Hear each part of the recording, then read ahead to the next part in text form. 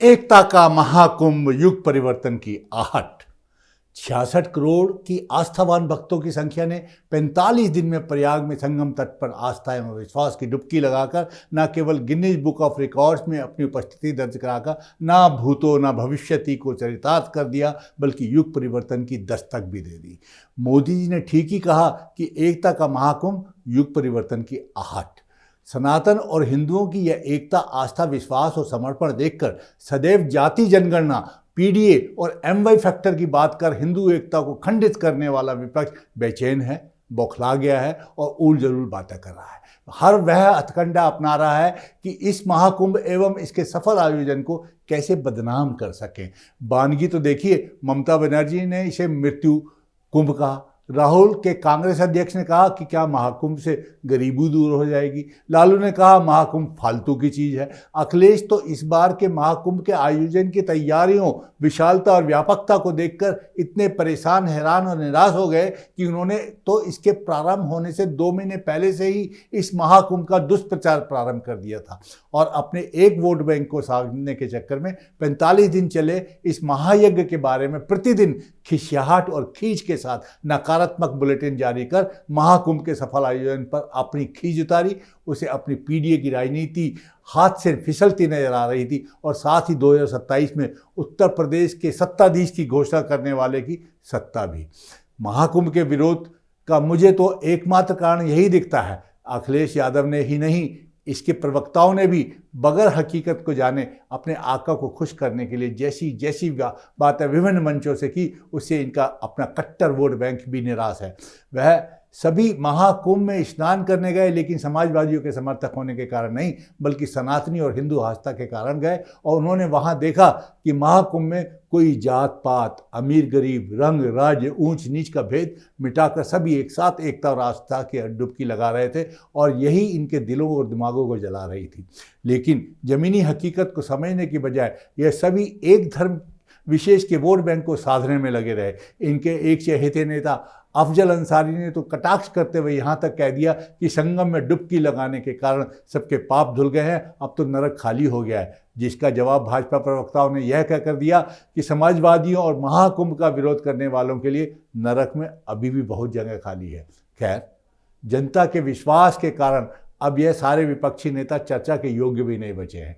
66.30 करोड़ स्नार्थार्थियों ने यह दिखा दिया कि 2024 के आम चुनाव में वोट डालने वाले 66.20 लाख वोटरों की संख्या से भी अधिक इनकी संख्या थी। जिन लोगों ने महाकुंभ में अमृत डुबकी लगाई है, वह सभी सनातन और हिंदुत्व के संदेश वाहक बनने जा रहे हैं। कहा जा रहा है विश्व और भारत के हर हिंदू परिवार से एक न एक व्यक्ति ने तो अवश्य गंगा, यमुना और सरस्वती माँ के आंचल में संगम आकर आचमन अवश्य किया है।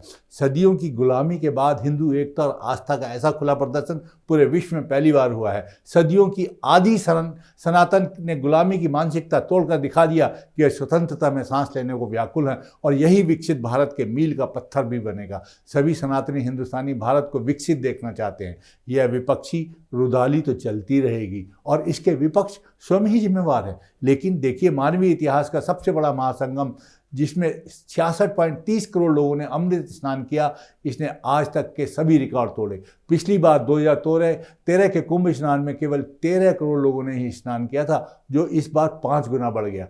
यह अमेरिका की जनसंख्या का दुगना था, यूरोप की जनसंख्या से ज़्यादा था, उत्तर प्रदेश की जनसंख्या का दुगने से भी अधिक था और प्रयाग के स्वागत सत्कार की दाद देनी पड़ेगी।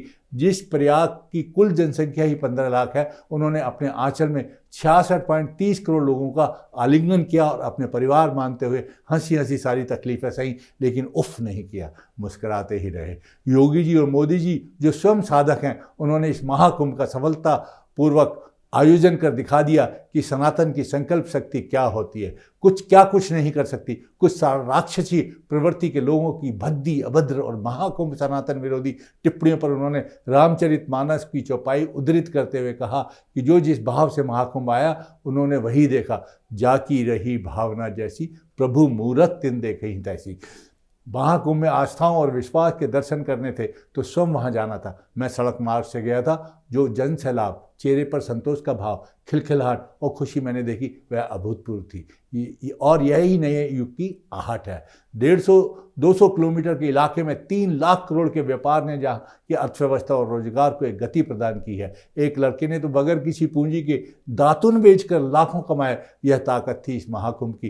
प्रयाग के अलावा लोग काशी, अयोध्या, विंध्याचल माँ, चित्रकूट, मथुरा, वृंदावन भी गए। इसी को सनातन और हिंदुओं की तीर्थाटन अर्थव्यवस्था कहा जाता है, जो आस्था और विश्वास के गर्व से पुष्पित पल्लवित होकर जन्म लेती है। मोदी जी एवं योगी के अलावा इस महायज्ञ को पूर्ण करने में जिन हजारों लाखों लोगों ने महीनों से अनवरत तपस्या की, वह सभी बधाई के पात्र हैं। आप सभी बगैर किसी लालच के सामने आए नहीं होते तो यह संभव नहीं होता। मैं विशेषकर पुलिस, सफाई कर्मचारी, अधिकारियों और कर्मचारियों को साधुवाद देता हूँ।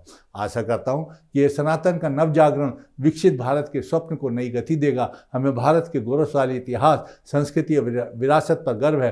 अंत में भारत के साधु संतों, गुरुओं, ऋषियों, तपस्वियों के चरणों में प्रणाम किए बिना मैं इस लेख को विराम नहीं दे सकता, जिन्होंने विषम परिस्थितियों में इस आयोजनकर्ताओं को संबल दिया।